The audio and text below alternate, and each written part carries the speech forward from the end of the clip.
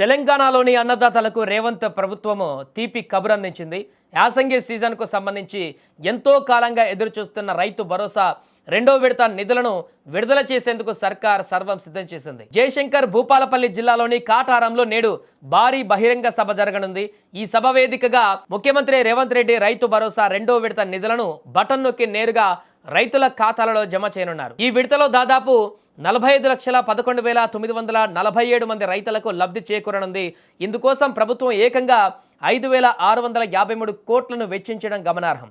ఇప్పటికే మొదటి విడత కింద సిద్దిపేట జిల్లా నర్మెటలో 3,590 కోట్లను రేవంత్ విడుదల చేసిన సంగతి తెలిసిందే. ఇప్పుడు రెండవ విడతతో కలిపి లక్షలాది మంది రైతుల కష్టాలలో పాలు పంచుకునేందుకు సర్కార్ సిద్ధమైంది.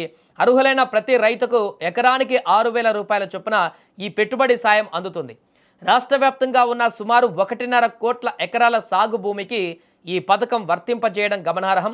ప్రభుత్వం మొత్తం 3 విడతలలో కలిపి 9,000 కోట్లను రైతుల ఖాతాలలోకి చేరవేయాలని పక్కా ప్రణాళికతో ఉంది. అయితే ఈ నిధుల జమా ప్రక్రియ విడతల వారీగా జరుగుతుంది కాబట్టి రైతులు కంగారు పడవలసిన పని లేదని అధికారులు చెబుతున్నారు.